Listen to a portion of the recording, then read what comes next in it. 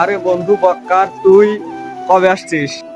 গতকাল আইসি, ভালো আছি। হ্যাঁ, ভালো আছি। চল সুমনের বাড়িতে।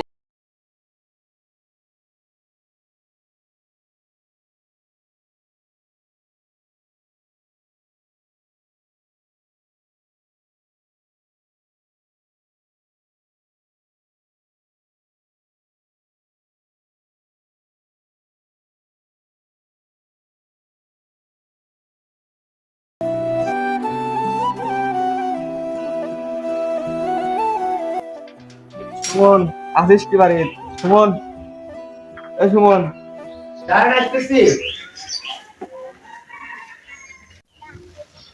ও, তোরা এসেছিস? কতদিন পরে তোদের সাথে দেখা হলো। হ্যাঁ বন্ধু, আসিসই না গ্রামে। চল চল, বসি। আয় ভিতরে, আয় ভিতরে না এসে না বসি না, সবাই। না, না, ভিতরে না, আয়। বাইরে বসি, নাই, বাইরে 5টা বসি। পর্যন্ত আজকে কারেন্ট চল আসবে চল না, চল চল বাইরে বসি। চল, গাছের নিচে বসি। চল চল। এখানে বস।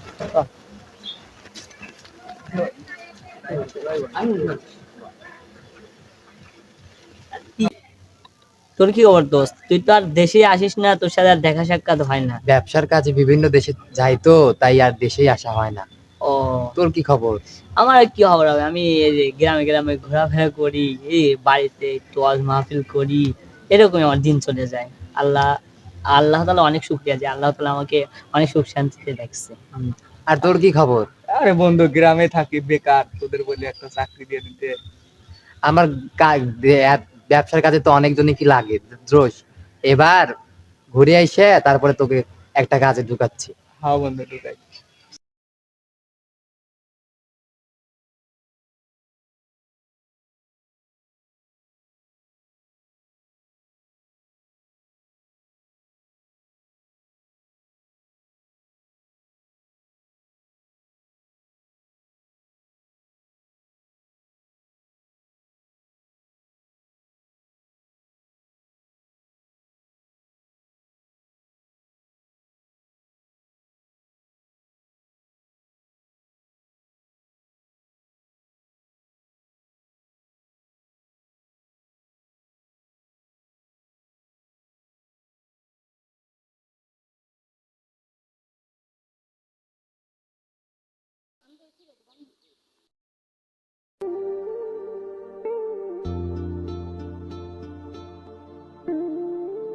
দেখছিস নামাজ পড়ে কত মজা, কত শান্তি। আসলে ইসলাম একটা শান্তির ধর্ম, যে ইসলাম মানবে সেই কামিয়াবি হবে। দেখছিস? আর তোরা কি নামাজ কালাম ঠিক মতো হ্যাঁ পড়িস? পড়ি, হ্যাঁ পড়ি, আর নামাজ তুই? পড়ি আমি। আমি পড়ি, আবার কাজ কাম করি তো পড়ি না, বেশি পড়া হয় না। ওই শুক্রবারে জুমার ও, নামাজটা পড়ি। এ দোস্ত, তুই কি তুই একজন মুসলমান ঘরের ছেলে, নামাজ কালামে পড়িস না, তাহলে কি হলো? আমরা দেখা যায় আল্লাহ রাসূল কি বলেন, মিফতাহুল জান্নাতিস সালাহ, কিয়ামতের দিন নামাজের হিসাব নেওয়া হবে। আমরা নামাজই পড়ি না, তাহলে আমরা কিসের আশা করি? আমরা কিসের মুসলমান? আমরা খালি মুসলমান, নামে মুসলমান, কিন্তু কামে মুসলমান না। যে আমাদের নামাজ কালাম পড়ার দরকার, দরকার মানে একদম দরকার, না হলে তো আমরা জান্নাতই পাবো না। মিফতাহুল জান্নাতিস সালাহ। আবার হচ্ছে তোমার হচ্ছে বলা হয়েছে কিয়ামতের দিন নামাজের হিসাব লওয়া হবে, আবার নামাজ বেহেশতের চাবি, এরকম আরো অনেক হাদিস বর্ণনা আছে। তো আমরা এখন নামাজ ঠিক মতো পড়বো, নামাজ তো পড়ি, আমি পড়ি। আর তুই তো পড়িস না, তুই এখন 5 ওয়াক্ত বেঁধে নামাজ পড়বি, বুঝছিস? ঘরে বন্ধু, তো একটা কথা বলার ছিল, কিন্তু তুই তো লজ্জা করতেছি। আচ্ছা, আরে বন্ধু, তোকে একটা কথা বলবো, তা লজ্জা পাইতেছি। লজ্জা নাই, বল বলে। বল বল, আমি তো বন্ধুই, বল।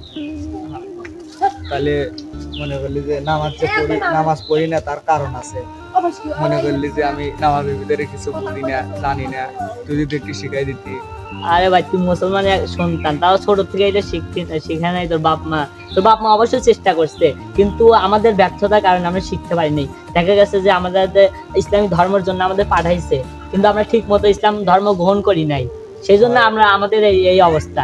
ছোট থাকতে যদি আমরা শিখতাম, অবশ্যই আমাদের মক্তবে পাঠাইতো, তখন যদি আমরা শিখতাম অবশ্যই।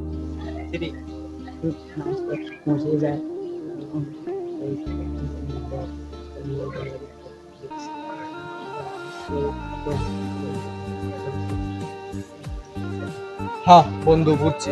ভালো বন্ধু, এতদিন যা ভুল করছি বন্ধু, এখন থেকে 5 ওয়াক্ত নামাজ পড়ো। তুই আমার ভুলটা বুঝাইলি বন্ধু। না এটা ভুল কে, এটা বন্ধু হিসেবে একটা কর্তব্য, করণীয় আমাদের কর্তব্য। এটা আমাদের হ্যাঁ, একটা বন্ধু, কর্তব্য, কিছু- বুঝছিস? হ্যাঁ। আচ্ছা বন্ধু, আচ্ছা। তোর কাছে আচ্ছা না দোস্ত, তোরা কোনো কিছু পারবি কোনো না। mind করিস আচ্ছা না। এখন থেকে ঠিক এরকম। মতো তুই নামাজ পড়বি, নামাজ কামাই দিবি না, বুঝছিস? ঠিক আছে আচ্ছা তাহলে ওঠা যাক। নাও। হ্যাঁ। থাক বন্ধু, আমার একটু ব্যবসার কাজে বাইরে যেতে হবে। তোদের সাথে আর কবে মনে হয় দেখা হয়। আচ্ছা আর ভুল টুটুলে মাফ করে দিস তোরা সবাই। আমারও করুন নিয়ে মাঠে যাইতে হবে। আর চাকরি ব্যবস্থাটা একটু করে হ্যাঁ দিস। হ্যাঁ দেখবো না। আসসালামু আলাইকুম ভিউয়ার্স। দেখা যায় যে অনেক মানুষ এই নামাজের কিছু না জানার কারণে নামাজ পড়তে চায় না।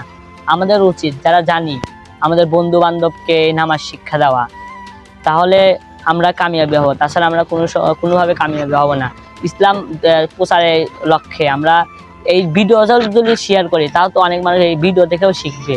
সেই জন্য আমাদের এই ভিডিও আরো ভালো ভালো আর ভালো ভালো ভিডিও পেতে আমাদের চ্যানেলটি সাবস্ক্রাইব করে দেখুন। ধন্যবাদ। পরে ভিডিও দেখা হচ্ছে। আসসালামু আলাইকুম রহমতুল্লাহ।